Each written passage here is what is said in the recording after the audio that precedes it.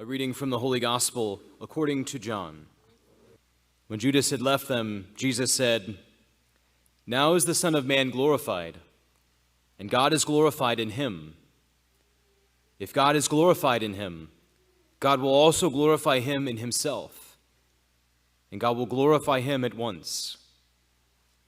My children, I will be with you only a little while longer. I give you a new commandment. Love one another. As I have loved you, so you also should love one another. This is how all will know that you are my disciples, if you have love for one another." The Gospel of the Lord. Praise to you, Lord Jesus Christ.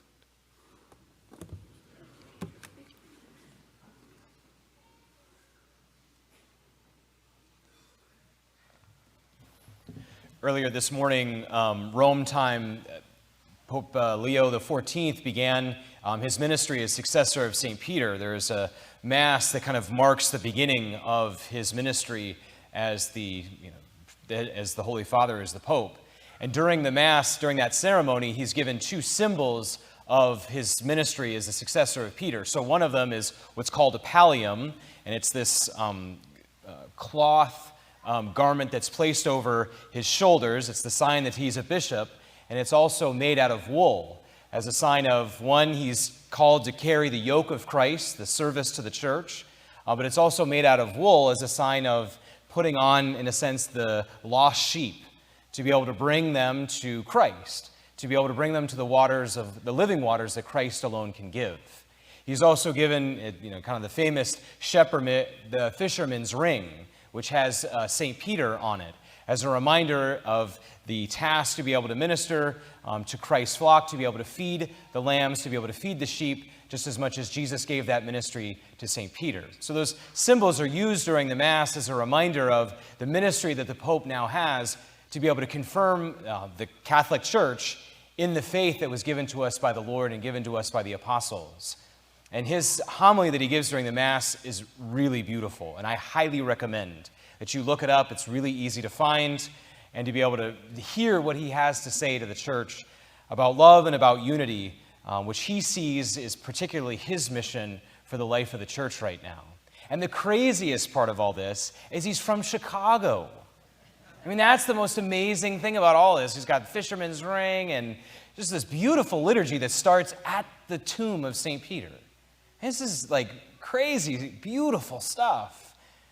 2,000 years of history, and yet he comes from the United States. That's amazing. He has a sandwich named after him right now to mark the fact that we have an American Pope, and he's a White Sox fan. All of these things just kind of coming together. It's almost kind of surreal, and we've been talking about it in the house just as us as priests, how just kind of the climate around being Catholic is right now. It's almost, I don't want to say easier to be Catholic right now, but it's kind of okay to be Catholic. We've been talking about this as brother priests, that it's kind of okay right now to, wear the Roman collar. I have to admit, I have to just confess and own my own cowardice at times. There are plenty of times where it's like I'm wearing a collar and I'm like, do I take it off? Because I just want to get a burrito. I don't want to talk about whatever's going on. I know you want me to give this opinion on this or tell me how flawed the church is, or I get it, but I just want a burrito right now. I don't want to talk about any of that stuff. So I recognize my own kind of not lack of desire to live the faith, but right now when you have an American Pope, it almost seems to kind of change. People are interested. People are asking questions. Maybe you have people in your own life that have been asking you questions about, the Pope. What do you think about him? And it's only been the Pope for a week. I don't know. I don't know how it's going to go. And so maybe you have just kind of this moment where, people are perhaps more interested or more intrigued by Catholicism because we have an American Pope. And maybe it's a little bit easier to kind of wear it on your shoulder. You wear your Catholic faith more publicly. Regardless of whether or not we have an American Pope, you don't necessarily need an American Pope to have permission to live your faith. You do not need the Pope's permission to live your faith. Yes, we have a new one. Yes, he's going to inspire and confirm us in our faith, as is his ministry for us for the universal church. But you do not need his permission to live the gospel and to live charity in the world, you don't need his permission. Christ has given us the commandment to love one another as he has loved us, to be able to pour out his love in the world wherever we are and wherever we might be.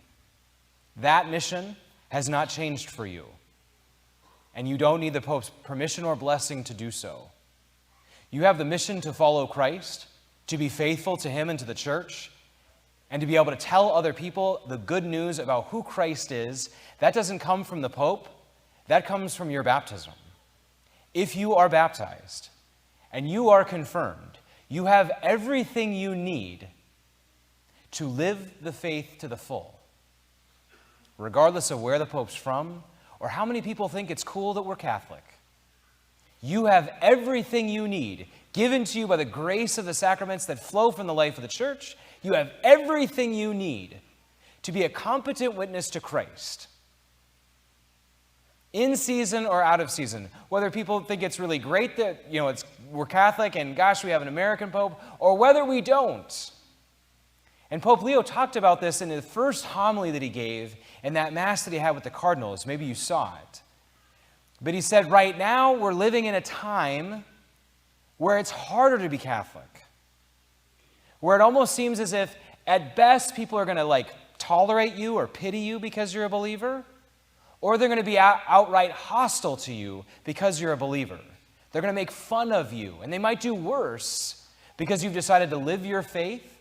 You've decided to live the life of the faith in your family, in the way that you work, and in the way that you go about your life. People are going to work against you and ridicule you and put you down for deciding to follow Christ in that way. And Pope Leo says we got to be honest that this is the reality. We're not going to have everybody cheering for us like, good job, you're going to church. Good job, you're deciding to live your family life this way. Good job, you're deciding to live the life of a follower of Christ. Good job, we're here to support you. Keep it up. Pope Leo says, no, actually, that's not what's going on right now. But precisely for that reason,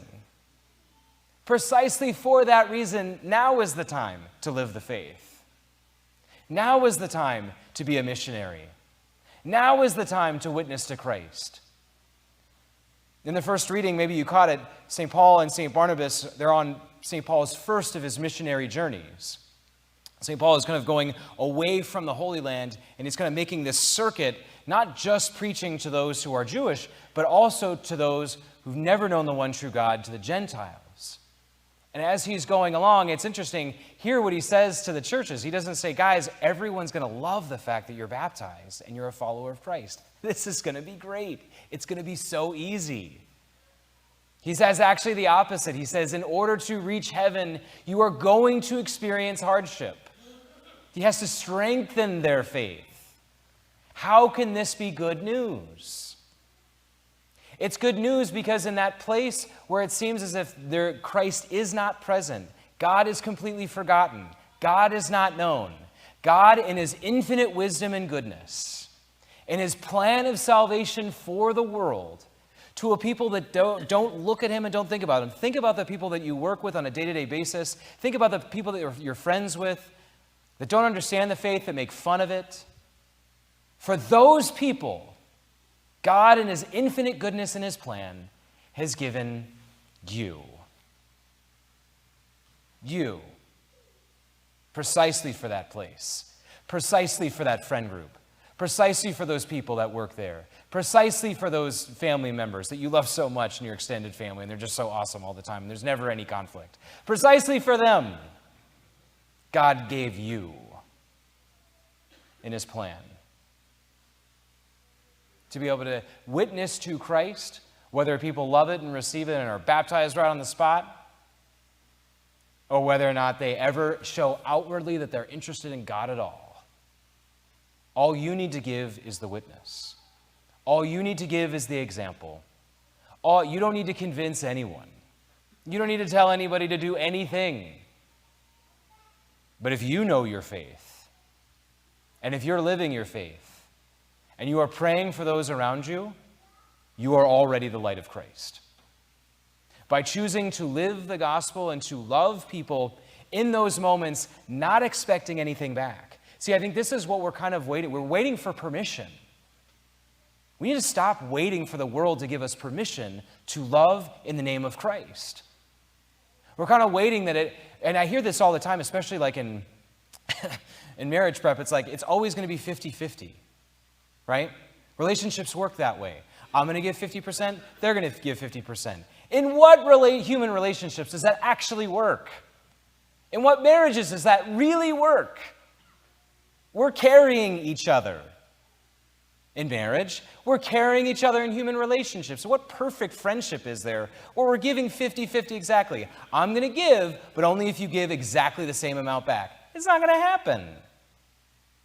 And yet that's the way we try and live love. No, give expecting nothing back. Witness expecting not applause, expecting that God's going to work through you regardless. But don't wait for permission. You don't need it. In fact, you haven't been given permission. You've been given a commandment to love as Christ loves. Notice when Jesus says in today's gospel, he says, love one another as... Completely silent. Okay, ... Love one another as I have loved you. Love one another as I have loved you. So if it's the 50-50 thing with Jesus, we're all in trouble. Love one another as I have loved you. And because you guys are always going to be perfect. And you're not going to abandon or deny me. And Peter, you're going to do a really good job of telling everyone about me around that charcoal fire. That doesn't happen. Love one another as I have loved you. And I'm deciding to love you even though you're going to abandon me in a couple hours. You're going to leave me and pretend like you don't even know who I am. Love one another as I have loved you. I don't expect anything back. I could empower you to do amazing things in response, but you have to make the decision. Regardless, I have loved you. That love is always there. It's always being poured out. It's always being given. Love one another as I have loved you. And he's given you the commandment to love that way. Because if we're kind of waiting for permission, or if we're waiting for people to be transformed because we're so amazing in our witness and our example, or waiting for just the right words to say, or waiting for other people to be receptive, we're going to be waiting forever. Don't wait. Love now.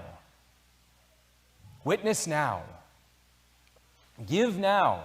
Precisely when people think it's weird to believe. Precisely because people have technology and because they have everything they could possibly want. And money answers all of their questions. No, precisely preach Christ now. And live like him. And watch the power of your witness. Watch how brightly your light shines. Because it's ultimately the love of Christ being poured out through you. It's that type of love that renews the world. It's that type of love that makes this world new. The promise of God in the book of Revelation. In the second reading that we read today in Mass, but we've been reading from the book of Revelation throughout the Easter season. God promises a new heaven and a new earth. And St. Augustine, when he talks about what is the new heaven, what is the new earth, how do we become new? Interestingly enough, St. Augustine says, when we live the new commandment. When we decide to live the new commandment, we become new. The old way is the selfish way. The old way is the egotistical way. The old way is I'm going to get what I want in as much as I possibly can because that's all we have in life. The old way is I'm going to come to this situation to get what I need and then I'm going to leave. The new way, the law of Christ, the new commandment is to enter into the situation and say, what can I give? And I expect nothing back. When you do that, St. Augustine says, you become new. You become a new creation. And you become a foreshadowing. You become like this time warp thing where you're living heaven, the future, now. You live what heaven will be like now. You make the world new when you live by the new commandment. Love one another as I have loved you. Will it be challenging? Yes. But what good things in life don't involve challenges? What precious things in life are ever attained without this willingness to give and to sacrifice? Jesus says, love one another as I have loved you. You don't need anyone's permission to do this. You have everything you need because Christ trusts you and he's given his life to you and for you to enable you to live the new commandment, to love one another as he has loved us.